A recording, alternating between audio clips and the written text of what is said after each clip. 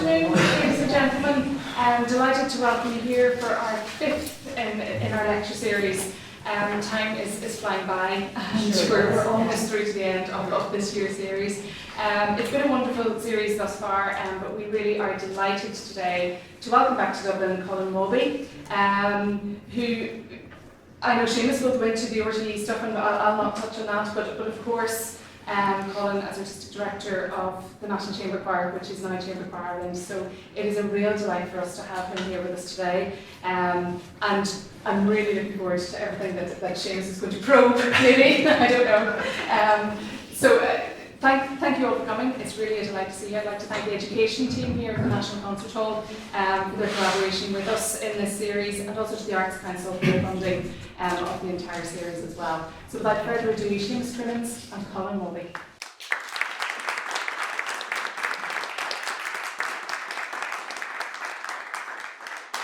Well, good afternoon, ladies and gentlemen. Thank you very much for coming today. And thanks to Chamber Choir Ireland and Magella and Stuart, the curator of the series, for inviting us here. I think it's an opportunity to highlight something which, for those of us involved in it, was incredibly special at the time. So it gives us a chance to reflect on those 6 years in the mid to late 1980s. I want to thank in advance singers from Chamber Choir Ireland, Gemma King, Laura Lampf, Shane Barrascal and Geoffrey Ledwidge. And I'd like to acknowledge the support of Breed Dooley in RTÉ Archives, and to her staff in the RTÉ Written Archives and the RTÉ Radio Archives. Together with composer, conductor and former choral director at RTÉ, Colin Mawby, we're going to recall aspects of the realisation and achievements of the RTÉ Chamber Choir, the RTÉ Chorus, the RTÉ Philharmonic Choir, and Conan RTÉ as it was called then. All were formed as a result of RTÉ's new choral policy in 1984, which was designed and implemented by Dr Kinsella and Colin. So, by way of pocket-sized introductions, I grew up in Newry, as did Magella. We were schooled there. I benefited from being a member of a boys' choir, which was taught by quite an inspirational priest. We were taught by quite an inspirational priest called Father Séamus Moore. I joined RTÉ in '81. I became a producer in '84, appointed by Dr Kinsella, and I found myself working in this burgeoning field of choral music, which was being led by Colin. And later I was commissioning editor of FM3 and head of RTÉ Lyric FM in '98, and director of the orchestras in 2007. And I left in 2013. I'm sure people breathed a sigh of relief.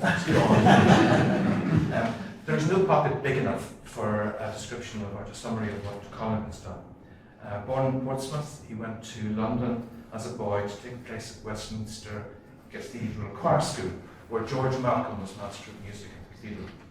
An influence of significance, which we'll touch on, I'm sure, in the course of this conversation. The Cathedral schedule was unbelievable, 15 sound services each week, plus 10 hours of rehearsals. Colin began assisting Malcolm at the age of 12, and then succeeded him as Master of Music in 1961, when Colin was then in his mid-20s. Coincidentally, in 1981, as I joined RTÉ that year, Colin did as well. He came in as choral director, which was a uniquely defined and highly influential post. And the years we mark today, 84 to 90, were remarkable for the scale and quality of choral activity. And Colin was at the centre of that boom. He later became artistic director of the National Chamber Choir after many years enjoyed distinction. Now, as a prolific composer, principally of choral music, he has published across continents, and his music has been performed by leading choirs all over the world. In 2006, Colin was made a Knight of the Order of St. Gregory by the Holy See, an honour he shares with George Malcolm. And that thing brings us back to your time at the Cathedral, Colin. I would just love to spend a little time thinking about the influence of that period in your life and how it sustained itself into your time at RTÉ. Yes, it's very interesting. Thank you for what you say about me. I was a boy at the Cathedral Choir School, and I really believe George Malcolm saw some gift in me. So I found myself at the age of 12 playing for services, playing for broadcasts, and I just thought that was what everybody did. It occurred to me that something I could do.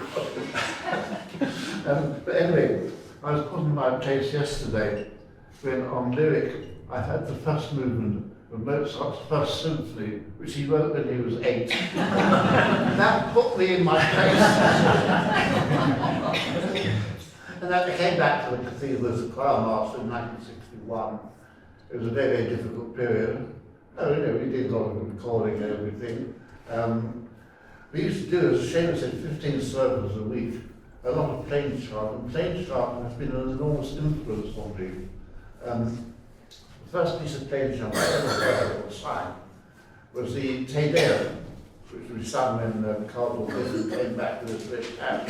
And I was absolutely thrilled by it. It was absolutely wonderful, wonderful music. So that's been the great influence. The Clifford has been a great influence. The next Barclay was very considerable influence on me. And then I left and I came over here. Now, why did I come over here? The reason is quite simple. I ran a choir, a cathedral choir in London, and a nun joined it, Sister Cora Gaffney. She joined it. We got friendly. And then she sent me the advert for the post of RTÉ choral director. And I thought, what am I going to do with this?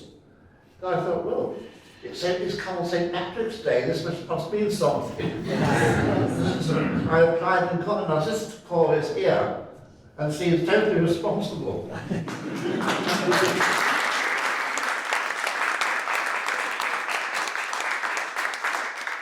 She is the reason why I'm here. Thank you, sister.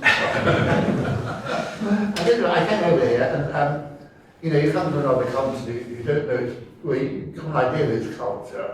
I came into a situation of the RTE singers. There are 10 of them, four sopranos, 10 of them. Now, they were a very, very competent body.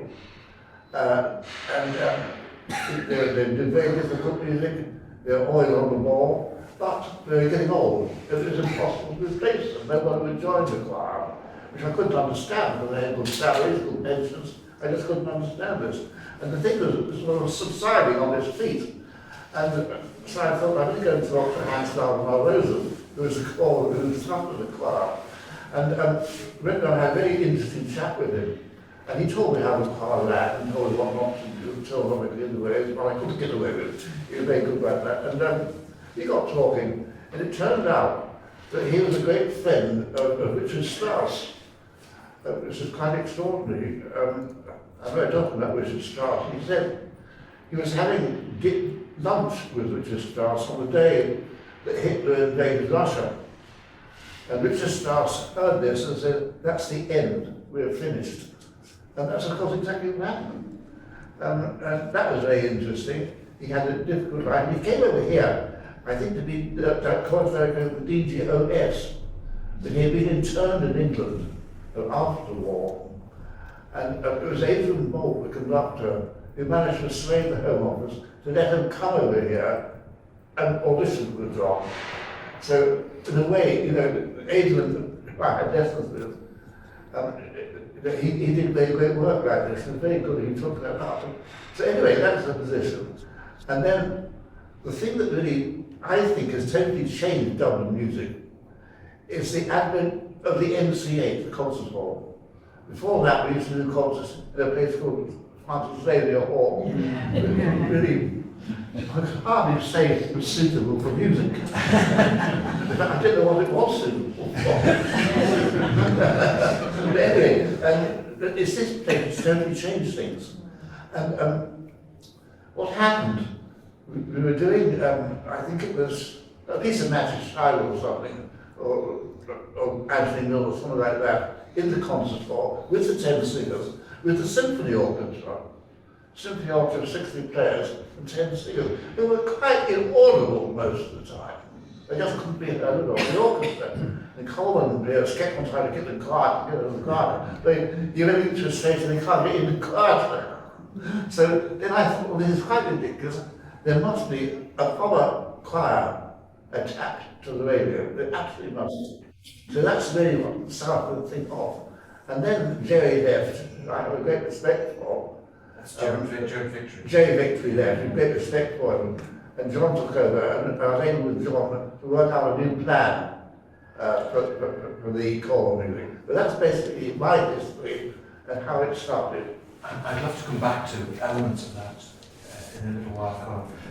Just by way of context and your extraordinary background at Westminster, I thought it might be opportune to hear some chant, some live for us. And I've asked the singers to sing in the corridor outside to create that sense of resonance and space, because I know that one of your great, you have a great flair for sonority.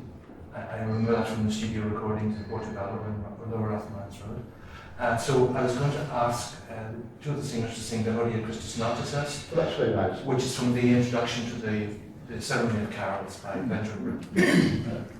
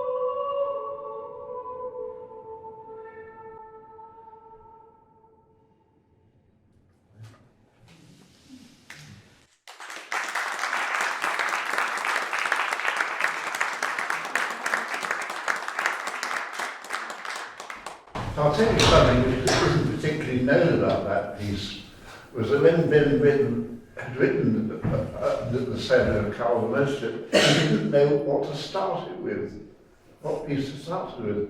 And he was talking to a Catholic priest, Alec Robertson, who was a music critic and wrote a lot of books, and Alex suggested that he should start with that, which is the second Vesper antiphon from Christmas. So that's how it got there. Now, in 1959, George Markham did a performance of the Ceremony of Carols, and Ben Britten was there, Peter Pears was there, and George sang the Salem version of that, which is quite different to that. And afterwards, Ben Britten said, I wish I'd have known of the Salem version because I would have used that. There's a very interesting insight which people don't know. I had to know there because I was in on that conversation. And he said, I only wish that Alec had told me which one to use. He didn't. So that's a history of that. Did you know Britten? Did you meet him? I didn't know, I met him, yes. And were you, the Missa Brevis was written in '59 for the boys. It was. What happened after that Ceremony of Carols concert, Ben said, could he write something for the boys? And George said, well, what I'd really like is an ordinary day mass, a simple, straightforward mass. And it comes to, I think it was June of that year, and George decided he couldn't stand the cathedral anymore. He got stuck in a traffic jam, the bus for an hour. I just can't stand this anymore, so he resigned. And when Ben Britten heard this, Ben said, what about this mass I'm supposed to be writing for you? So George said, you've got 6 weeks in which to do it. If it's not done by then, it's not going to be done. But anyway, what happened, Ben sat down and wrote this mass, and you can see he did it in a hurry, because the construction is immaculate. It really is quite extraordinary. It's like he put together like a jigsaw puzzle, absolutely extraordinary. And of course, it was a very, very superb, wonderful mass and a wonderful performance. But that's the history of that. And that work was the first public work sung by, first work sung in public by the RTÉ Chamber Choir in the chapel of Trinity College in 1986. Yes, I had a great affection for that mass. It was a splendid performance. And we'll hear something of that concert later on. You've summarised the context for your arrival in Ireland, Colin, and Hans Valdemar and the reputation of the singers and so on. And then in '84, this new policy is revealed. Just could you describe to people what that meant? You see, I looked around and I saw the way you could sow a seed, and from a seed, great things would sprout. You hadn't actually sown a seed. So what was the seed? And one had a vision of a country with decent, good choirs, good big choirs, the children's choir, and doing performances of works like the Messiah in the classical way, not with a choir of 600, but in the classical way. And I thought, it's up to the radio to set an example. So that's basically where it came from. And the design then was the chamber choir, which was 17, the RTÉ chorus, which was anything. It could be 24, it could be 36. It was a bespoke choir for certain projects. And then the children's choir, about 60 children. There was it. And the Philharmonic choir, I think their first concert, there were about 110 students, I think, on the night. So it was just this incredible flourishing of activity. So you've gone from a choral group of 10 to a performing cohort of over 200. That's right. In the space of, what, a year or two. That's right. This was all revealed. So it's only when you begin to reflect on that you understand the kind of scale of transformation. It was a very exciting time.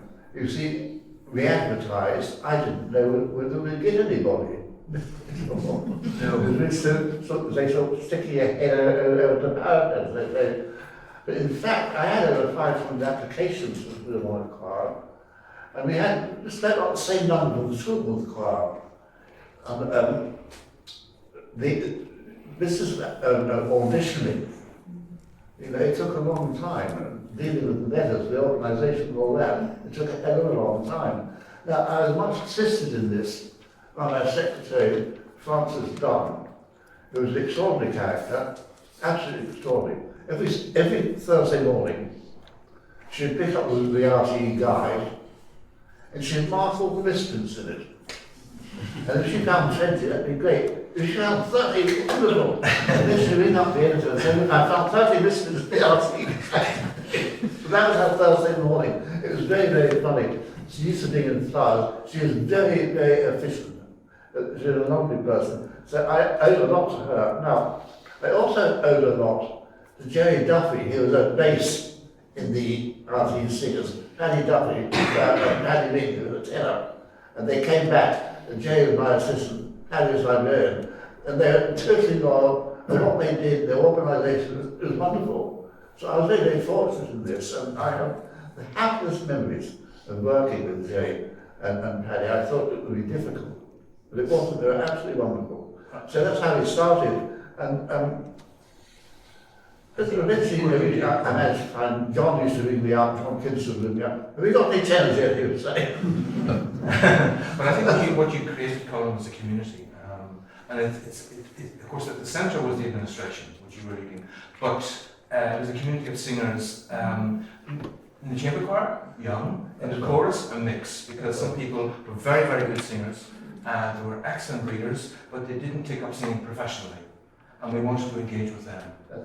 I mean, it was a family, it turned into a family, and I mean, you know, in the chamber choir, we had people eventually like Michael McGlynn, and he used to sing with us for 2 years. Nigel Williams, who's unfortunately dead, Peter Kerr, who's over there, who used to sing and sing with great gusto. he was the humour of the choir. Regina Nathan, who won that competition. Sheila Daly, the oboist, Connor Biggs, Connor O'Reilly, our sister is always over there, who runs RTÉ now.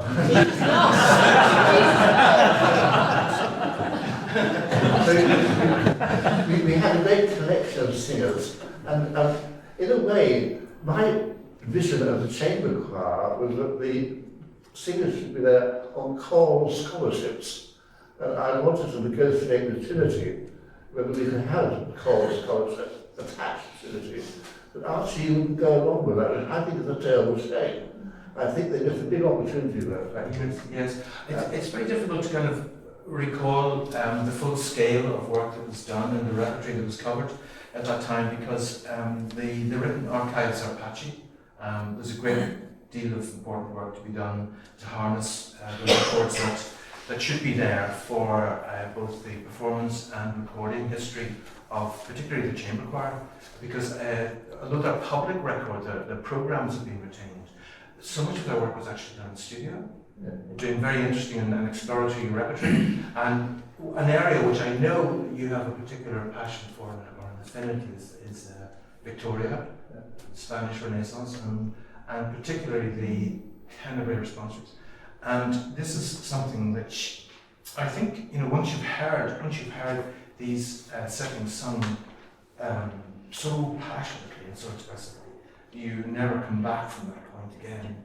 And I found a recording on YouTube from 1949 of the Westminster Cathedral Choir singing O Vos Omnes. You were probably in that concert. I was, Because you would have been 13 at the time. So. yeah. And I would really recommend you source that, because you get an extraordinary feel for the open, vowed, silent singing of the youngsters. It's incredibly passionate, and it's got an elasticity which is, I think it's impossible to teach. It just comes with the culture, I think, of the institution. George is a very remarkable person, and the tone of the voice was much affected by his personality. You never knew how he was going to be, what sort of mood he was going to be in. And he could be absolutely fierce, but he was a very fine choral conductor. And I can't remember making that recording. Well, it's really worth tuning to, because I don't, it's of an era, that singing. It's so passionate and so romantic, actually. It's really magnificent. But for other magnificence, we could have a live quartet at the moment. Right now, singing Amicus Meus, which I remember very fondly from the studio in Portobello, where we tried to create this cathedral sound in the little studio on North Mines Road. Yes, that's right. But the quartet from Chamber Choir Ireland, I should mention that we heard Gemma and Laura sing before, and Gemma and Laura are now going to be joined by Shane and Jeffrey for Amicus Meus by Victoria.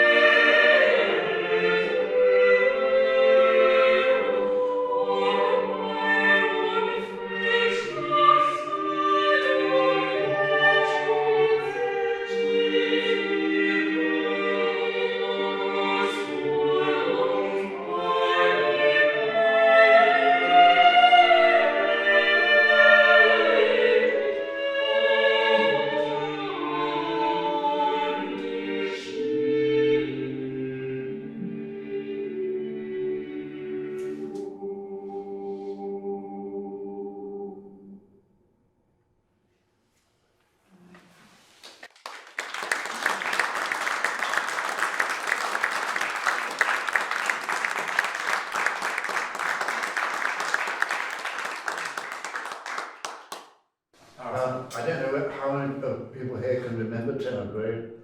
Probably not. You can remember tenor grade, but it was a wonderful service. Sung on the Wednesday, Thursday and Friday night in Holy Week. It would be Matins and Lords. And it would end singing Christus Factus Est and Miserere in darkness, in total darkness apart from our family. And then everyone would bang books. It was a wonderful show, gone about 2 hours, great service. And the banging of books, apparently, was in the monasteries when all the lights were out. And the habit would want to get people out, you know, out of the shower, bang the desk so they get up and go. But it turned out, in the end, to represent the earthquake. That was the point of it. And in the cathedral, it was very, very impressive. And we got into terrible trouble. The first time we did it as boys, we stumbled up the biggest books we could find. And we made the most huge noise. And they couldn't stop us. And George Malcolm was absolutely furious. So that's what we did in those days. It was a great service, wonderful service. Anyway. Our thanks to Gemma and to Laura and Shane and Jeffrey for that wonderful performance. Colin, we should move ahead to the first concert by the RTÉ Chamber Choir, which was given in the Chapel of Trinity College, which as it opened with the Missa Brevis and continued with the Rejoicing the Lamb, which we're going to hear a snip of now. I'm just wondering, did you feel enormous pressure at that time? You know, not really, no, not really. I had 2 children, and although they were there on the horizon. But I must just go back on one thing about the auditions, and Séamus reminded me of this. You know, he had a great variety of different people. And one chap came up from the country to sing, and he sang away. And I said to him, he was a farmer, I think, and I said to him, what's the range of your voice? And he said, 3 fields.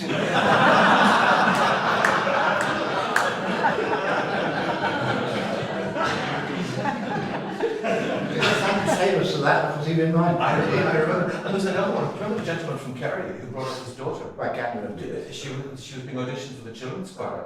And Colin said, of course, how can you come to twice-weekly rehearsals? And he said, no, I didn't. We know we couldn't do that, but I just wanted to know. People said she was good at home. He just wanted to know if she was good in Dublin as well.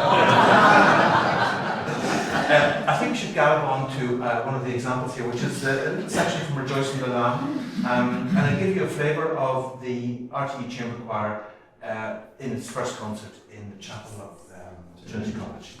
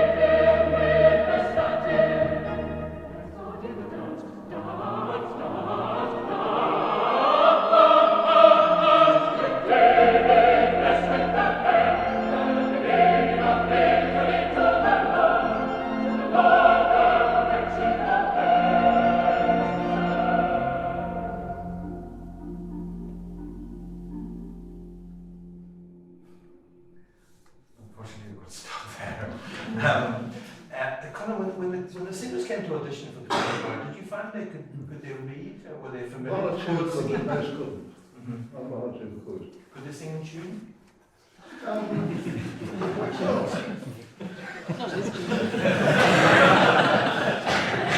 long has it been sustained? I have very fond memories of Colin in Portobello, tearing up and down the floor, screaming screaming expletives with the intonation issue. Because your ear is so acute, isn't it? Your ear is so acute. It is, yeah. So it must be painful to hear.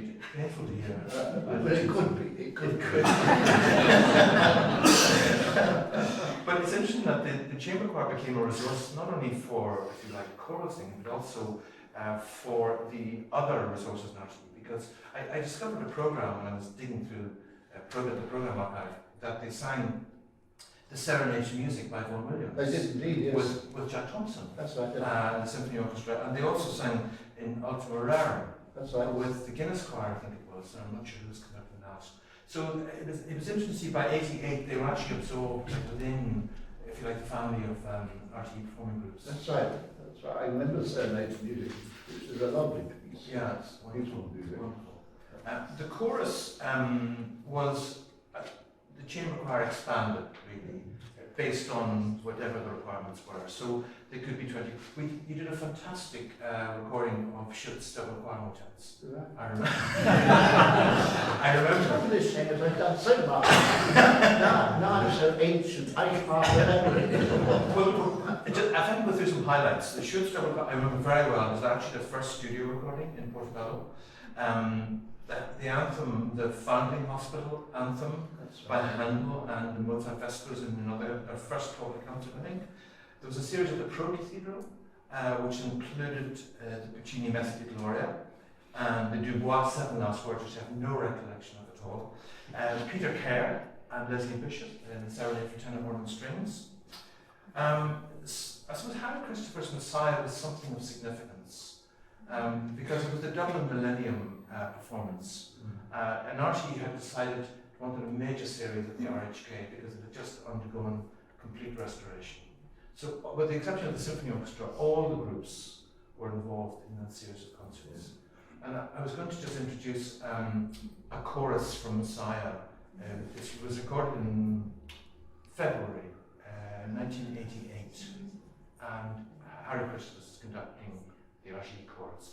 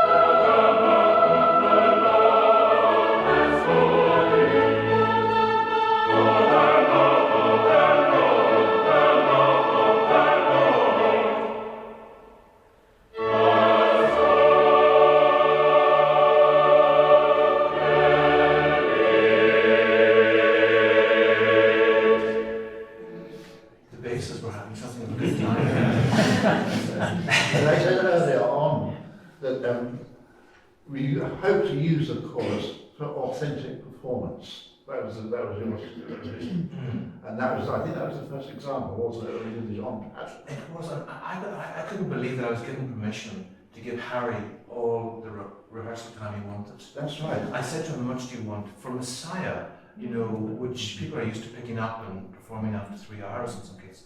But he said, I want 5 days. And he rehearsed for 4.5 days. And the concert was on the Sunday evening in February. And I think it was noted as a highlight of the year in the Irish Times. It was a beginning of reflecting, I suppose, period performance. As a changing of the culture of choral music in Southern Ireland. That's basically what it was. And it's great to see that we couldn't go on. It should have continued, of course it should have. And there are things I've forgotten as well. Like, for example, I found a record of doing an Oxford Elegy by Vaughan Williams. That's right. I have no recollection of that whatsoever. That's right. Thanos, King of Egypt by Mozart, That's incidental music. And then Bach's in John Passion in '89 in the concert hall with Harry Bach and the remarkable evangelist Howard Crook singing that role. And Christus was Andrew Murphy. That's right. And John Mark Ainsley was the tenor singing the arias. So we were beginning to kind of break through, I suppose, in the full sort of international sense. That's right. We wanted to employ international artists and conductors. That's what he wanted to do. Yeah. Because he's learned so much from these people. Unfortunately, things happen that the ground shifts and suddenly you find yourself in a very changed position. Your position, Colin, as choral director, it's quite a unique one because you had responsibilities for both artistic and managerial matters. I did, yes. How did you Well, I say those sisters like Francis done. It should stop planning distance and the RTÉ and you know, when you're actually in the rehearsal room or in the studio preparing for concerts, you have a very personal relationship, I would say, with your singers. It's very different from the relationship between an orchestral conductor and instrumentalists. Well, it's a totally different thing because the singer is a totally different creature to the poet, to the oboist, something like that. You see, the instrumental player, when the oboe goes wrong, he can always blame the reed. If the fiddler makes a mistake, he can always hide behind the desk. The singer can't, because the voice is him or her. That is the voice. And therefore you can't say, oh, well, I've got a cold or something like that. You just can't do it. You know, it produces a great tension, I think, in singers. Your relationship with singers went beyond, you know, what is normal for most people that they conduct maybe adults, but you also conducted the children. And that creates a wholly different dimension in terms of cajoling, inspiring them. The children's choir, you see, after the mammoth task of doing this Philharmonic Choir and the other one, I thought I just can't face doing children's choir. So after a year, I thought that I'd promised I'd done it, so I've got to do it. And I was very grateful I made myself do it. Yeah, but you, Colin, had 3 rehearsals on Wednesdays. That's right. Colin had the chamber choir in the afternoon, the children's choir from about 5:30 until 7, and the Philharmonic from 7:30 until 10. Every Wednesday. One of the great commissions, I think, that the children's choir undertook was from Gerard Victory of A Land of Lilliput, a text which he took from Jonathan Swift's words, and he created this work, and it was performed in Kilmainham as part of that season of concerts in 1988. And I would like to play just a little bit of the finale, which is absolutely wonderful. Wonderful. 12 times as tall as tall as the tallest of us all. 12 times as tall as tall as the tallest of us all. It's really quite a mystery that from the midst of mysteries the foolish fancies nation dare recall. We don't believe a word of it, we know it never occurred, and it can only be described as quite absurd, quite absurd. Absurd, absurd, absurd, absurd, absurd, absurd.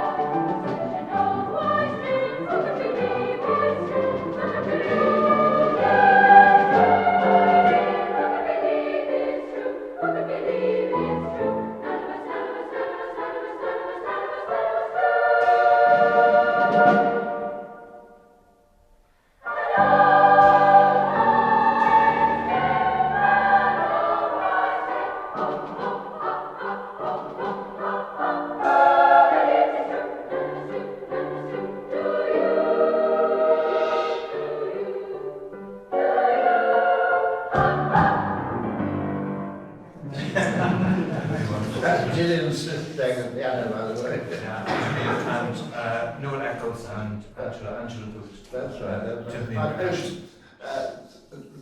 commissioned quite a lot of music for Colin Mawby, so as to build up a repertoire of Irish-based choral music. Because unfortunately, the game was not. Yes. One of the things I remember you telling me that whenever the Philharmonic was starting up, you weren't quite sure what to do. I mean, what am I supposed to do with all these people? And what is my job as a chorus master? Because in some cases you were handing over to another conductor, and you phoned Arthur Oldham. Do you remember that? What did I ask? I think you asked Arthur Oldham, what is my job? As a I think chorus I probably did, yes. I Because I remember the name very well, and I thought, gosh, that shows real determination on your part to find out exactly what the scope is. What is the scope line work? And he told you that you've got to produce the best instrument possible to That's hand right. over to the orchestral conductor. That's right. But I did a deal with John Kinsella that I was going to conduct a number of the concerts. And you see, we worked, the person who I remember was Yanni First. An extraordinary history, you probably know. He was a very fine choral conductor. And he had a great affinity with the choir. Oh, he did, yes, absolutely. Unfortunately, he was a chain smoker. Cartier cigarettes. He smoked 2 cigarettes at a time. But it was amazing how the Philharmonic embedded so quickly. You know, we'll hear some of the an extract from their first concert. But Yeah. Remember, you see, Yanni First, when he was a boy, I think he was a hungry executive actor on a German occupation. And he was sent out by his parents to buy some bread. And when he came back, the whole street was filled off. And the Gestapo were taking all the Jews and all to the concentration camps. And there was Yanni, aged about 12, stuck at the end of the street, wondering what on earth he should do. He had a relative somewhere in the country, so he was able to go there. I mean, his story, and the story of the Hungarian Revolution which he lived through, yes. and he became a refugee then. And the story is, I don't know that it's true, the story is that he arrived at Dublin airport without any papers, and they wouldn't let him in. Yes. And he took out a fiddle, started playing, all he had was fiddle and clothes. And they heard him play and they let him in. It's a very Irish solution to that. Well, we've time just for one little extract from the Philharmonic Choir, which, as I say, embedded itself in the national culture very, very speedily. They sang the War Requiem in '86, a year after they were formed. That's right, yes.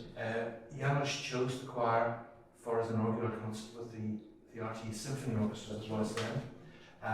In Creation, they sang Elijah, Malak II, Symphony of Sounds, several Haydn Masses, several Verdi Requiems, several Beethoven Nines, Mrs. Solemnis with George Hurst. Several Mrs. Solemnis with George Hurst, I remember that very well. And the Bruckner F minor Mass, I remember that. That's right, yes. And that was all done within the space of about 3 or 4 years. Yeah. So we have to, unfortunately, time marches on, and It does. we have one extract to play. It's a setting of the conclusion of the Bruckner Te Deum, which was the first performance by the choir of late 19th century work. They had been only in existence about a year or less, and they'd sung a very good Haydn Mass in the studio, the Nelson Mass, which was done in the studio, because Colin wisely realised, I'm not going to throw the choir in front of the public first. We're going to undertake the rigours of a studio recording, which is very tough, but very good for you. It's like fibre. So the choir did that, and then the first concert was given in June in '85. And do you remember the programme? Say like the priest, Haydn, Insane, Evane, Curated, Dixit Dominus, the Handel. The Psalm, Laudate Cura Domini. Yes. We did that one. And then after the interval was the Bruckner Te Deum. So I would like to end on that because I think it's impossible to follow the Bruckner Te Deum with speech. So can I take the opportunity to thank Gemma and Laura and Shane and Jeffrey once again for the live contribution to today. And I'd also like to thank all the singers who took part in the recordings. I would like to thank RTÉ Archives for this continuing work on their part to bring a kind of order and access to the written and audio records of cultural importance. To RTÉ generally, and to John Kinsella, and in particular for supporting the new choral groups. We were saying a couple of weeks ago when we met, we were never denied resources to record. Every time Colin said, I want to record this, we got resources. Whether it was in the studio, or in Clyde Road, in St Bartholomew's, or in Leeson Park Church, anywhere, they said yes. I had a completely free hand. We were never denied anything. I have to say, I owe Séamus an enormous debt for the work he did, you know. Well, it was my privilege. And we work with many good technicians, and it's worth recording their input on all of this. So it's been a real pleasure to get together in this way. It is wonderful. And special thanks to Colin, of course, as the beacon throughout that period. I have to say that unfortunately it was the broadcasting bill which brought most of this to an end. It was a very bad broadcasting bill because the chamber choir was sacked, and but what happened was that we were able to recreate it as an active chamber choir. And I have to say that one of the most remarkable people in the Irish choral music is Karina Lundstrom, who was the organizer, and what she did. And we started off with nothing, literally nothing. We did a deal with Bob Collins RC, not €100,000 a year out of that return of the broadcast. And she built up something, a choir which had a turnover of nearly €1 million, entirely by itself. I think a unique and wonderful achievement. Yes. It's wonderful to see it going on. I mean, I just flabbergasted by it. Really, I just pass that on. Yes. I think it's important to make that point. It's important. How it came to an end and how it was collected.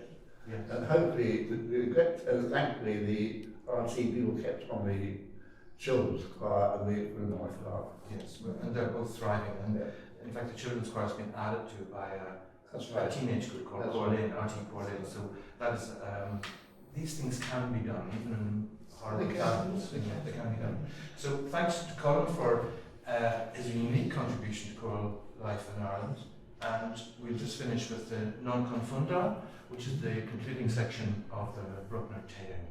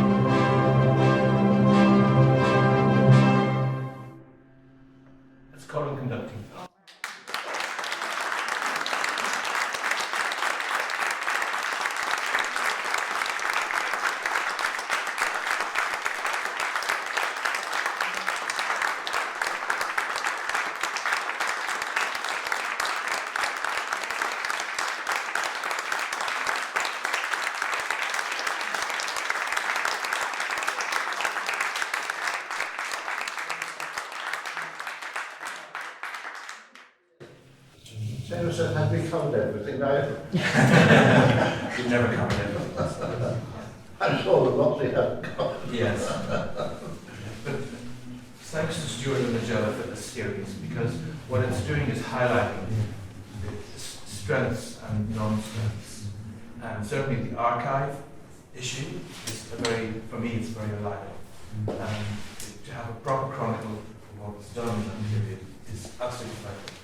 We know it exists because Colin would have ensured that with Francis in the Portobello studio, but I couldn't find it. I spent 2 days in the RTÉ archives, I couldn't find it. It's strange this because we had to do this recording at a concert for PRS, and Francis would spend ages making it and publish it, all that sort of business, and sending it down to whoever he sent it to. Yeah. And it's gone. Do you want to take a It's just a quick comment. I learned a lot from this man back in the 90s when I was his assistant with Colin Mawby. I went to the first rehearsal and I thought, oh my God, this is chaotic, it's crazy, the kids are wild, they won't sit still, they're all talking, and I thought this is a disaster. But when those kids opened their mouths, the sound that came out was fantastic. It was round, open, warm, and relaxed, and it taught me a really important lesson. You don't need kids to sit in a straight line and never talk, because the singing was the important thing. And the second thing was the programming was stunning. Everything was quality. Such good music. Both commissioned music and music that you rounded up. Those kids sang classics and brand new written music as well. And I learned a lot from you in what I thought, oh my God, first. Thank you. Thank you. Thank you. Thank you very much. I was delighted with that. I couldn't sit for the afternoon. If you all the time to sit for the afternoon, it was wonderful. It was truly wonderful. So thank you, Colin, for coming back to us.